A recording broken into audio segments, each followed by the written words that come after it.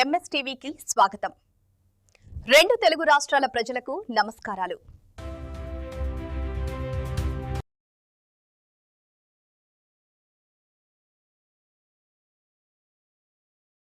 Welcome to MS media. ఈరోజు రామచంద్రాపురం గ్రామానికి పంచాయతీకి వచ్చాము. ఇక్కడ బయ్యారం మండలం, అదేవిధంగా సర్పంచ్గా గెలిచినటువంటి మీ పేరు మంగీలాలు వనిత గారిని కలవడానికి వచ్చాము. నమస్తే సార్. చెప్పండి సార్, మీకు కాంగ్రెస్ పార్టీ తరఫున టికెట్ ఇచ్చినందుకు, గెలిచినందుకు మీరు ఎలా ఫీల్ అవుతున్నారు? మీ గ్రామ ప్రజలకు ఏమని మెసేజ్ ఇస్తున్నారు? నాకు మరి ఇల్లెందు శాసనసభ్యులు ఓన కనకయ్య గారు మరి ఎంతో నమ్మకంగా మరి నాకు మరి సర్పంచ్ అవకాశం ఇచ్చినందుకు వారికి ధన్యవాదాలు తెలుపుతూ, అదేవిధంగా మరి అత్యధికంగా ఓట్లు వేసి అత్యధిక మెజార్టీతో గెలిపించిన మా గ్రామ ప్రజలకు కూడా ప్రత్యేకంగా ధన్యవాదాలు తెలుపుతూ, మరి గతంలో నేను ఈ గ్రామంలో ఎంపీటీసీగా చేస్తూ మరి ఈ గ్రామంలో నాకు అనుభవం ఉన్నటువంటి సమస్యల మీద అవగాహన ఉన్నటువంటి వ్యక్తిని నేను. మరి హయ్యర్ ఎడ్యుకేషన్ చదువుకున్నటువంటి వ్యక్తిని నేను. ఎంఏ బీఈడీ చేశాను. ఈ గ్రామంలో ప్రజల సమస్యలను కూడా నాకు అవగాహన ఉంది. సో దీని మీద నేను గతంలో కూడా ఎంపీటీసీ ఉంటూ ఒక 20 డబుల్ బెడ్రూమ్లు తీసుకురావడం జరిగింది. అదేవిధంగా రామచంద్రపురం నుండి సింగారానికి కూడా 1,08,00,000 బీటీ రోడ్డు కూడా తీసుకురావడం జరిగింది. ఆ రోజు కూడా ఇల్లెంది ఎమ్మెల్యే మన శాసనసభ్యులు అధికారంలో ఉన్నారు. ఆ రోజు కూడా మన రామచంద్రపురం నుండి కొత్త తండకు కూడా మా 73 లక్షలతోటి బీటీ రోడ్డు తీసుకురావడం జరిగింది. అదేవిధంగా రైతులకు కూడా 3 ఫేస్ లైన్లు లేకపోతే చాలా ఇబ్బంది పడుతున్నటువంటి పరిస్థితి.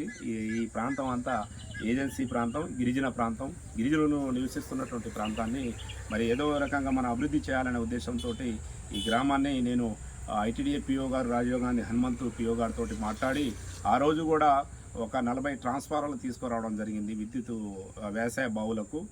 అదేవిధంగా 40 బోర్లను కూడా మనం ఐటీడీఏ తరఫున కూడా అప్పుడు గిరి వికాస్ బోర్లు తీసుకురావడం జరిగింది. సో అదేవిధంగా ఇప్పుడు ఎంతో బాధ్యతతోటి ఈ రామచంద్రపురం గ్రామ ప్రజలు నాకు బాధ్యత ఇచ్చారు. అదేవిధంగా ఈ బాధ్యత ఇవ్వడంతో ఈ గెలిచిన 5 నెలల్లోనే ఒక 320 కరెంటు పోల్లునే మనం తీసుకురావడం జరిగింది. ఇప్పటికే 90% కంప్లీట్ చేయడం జరిగింది. ఈ పోల్ల ద్వారా ఏమైందంటే గిరిజనులు ఎవరైతే ఉన్నారో, ఎస్టీ కుటుంబాలు ఎక్కడైతే ఉన్నాయో ఆ కుటుంబాలకు కూడా వాళ్ళకు పోల్ ఏర్పాటు చేయడం, వాళ్ళకు ఫ్రీగా మీటర్ ఏర్పాటు చేయడం జరుగుతుంది. ఓకే సార్, మరి గెలిచారు కదా, గెలిచిన తర్వాత ఈ 4 నెలల్లో సమయంలో ఎటువంటి అభివృద్ధి సంక్షేమ కార్యక్రమాలు మీ గ్రామానికి అందించారు? ఇప్పుడు నేను గెలిచిన ఈ 5 నెలల్లో నీళ్ళ సమస్య బాగుండడంతో మిషన్ భగీరథ నీళ్ళ మీద ఆధారపడి ఉండేది. ఈ మధ్యలో నీళ్లు బాగా ప్రాబ్లం ఉండడంతో పాత బావులను కూడా మరమ్మతులు చేపించి మా ప్రజలకు నీళ్ళు అందించడం జరిగింది.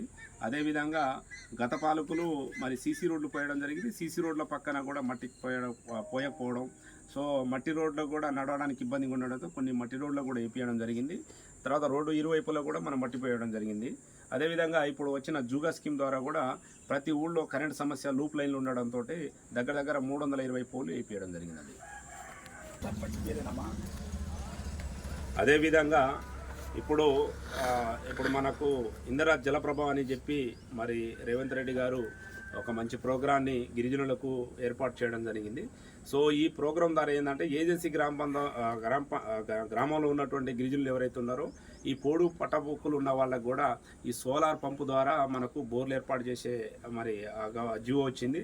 సో ఇల్లెందు మన ఎమ్మెల్యే గారు ఆదేశాల మేరకు ఐటీడీఏ పిఓ గారిని గెలిచాను. త్వరలో కూడా ఇంకొక 80 బోర్లను కూడా రైతులకు అందించే ప్రయత్నం చేస్తున్నాను. అదేవిధంగా మన ఈ గ్రామంలో ఏజెన్సీ ప్రాంతం, ఇక్కడ నీళ్ళ సోర్సెస్ లేదండి. పంట రైతులకు చాలా నీళ్ళు ఇబ్బంది అవుతుంది.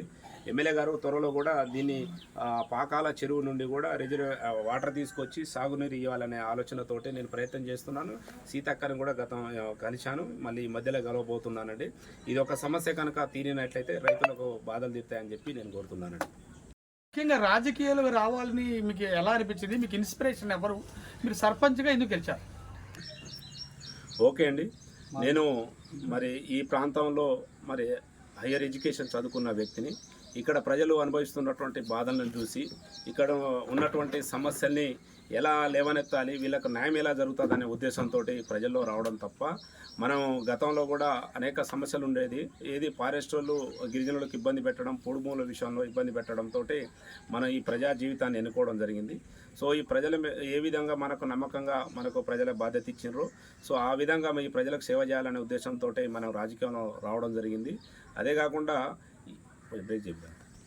అదేవిధంగా నేను 2007 గిరిజన బెటాలం సత్తుపల్లిలో మనకు గిరిజన బెటాలం 7th ఫేజ్లో కూడా మన కానిస్టేబుల్ జాబ్ రావడం జరిగింది. సో దాన్ని నేను వదిలేసుకొని ఈ గ్రామ సేవ చేయాలి, గ్రామ ప్రజలకు సేవ చేయాలనే ఉద్దేశంతో రావడం జరిగింది. నేను ఎందుకు రావడం జరిగిందంటే చాలామంది వ్యక్తిగత జీవితాలు చూసుకుంటారు, చాలామంది వ్యక్తిగత జీవితాలు చూసుకొని ఉద్యోగాలు చేసుకుంటూ తన ఫ్యామిలీని పోషించుకునే ప్రయత్నంలో చేస్తూ ఉంటారు చాలామంది. నేను దాని భిన్నంగా ఈ రామచంద్రపురం గ్రామ పంచాయతీకి నా వంతు ప్రజలకు సేవలు అందించాలనే ఉద్దేశంతో నేను ఉద్యోగాన్ని మానేసుకొని కూడా ప్రజలకు సేవలు అందిస్తూ అదేవిధంగా ఈరోజు వాళ్ళ వ్యక్తిగత జీవితాలు చూసుకునే వ్యక్తులు ఈ సమాజంలో ఎప్పుడున్నా కానీ ప్రజాసేవ చేయాలనే ఉద్దేశంతో ఉద్యోగాన్ని కూడా మానేసుకొని ప్రజలకే నా జీవితాన్ని అంకితం చేస్తూ ఈ గ్రామానికి ఇంకా అభివృద్ధి చేయాలనే ఉద్దేశంతో నేను నా నిరంతరం నేను ఈ ప్రజలకు జీవితాంతం నేను సేవలు అందిస్తూ ఈ గ్రామానికి ప్రజలకు నా జీవితాన్ని అంకితం చేస్తూ మరి ఇంకా అభివృద్ధి పనులు చేస్తూ మరి ఇల్లెందు కోరం కనుక ఎమ్మెల్యే గారు సహకారంతో ఈ ఊరిని ఇంకా అభివృద్ధి చేస్తానని చెప్పి ఈ ప్రజలని ఈ సందర్భంగా సూచిస్తున్నాను.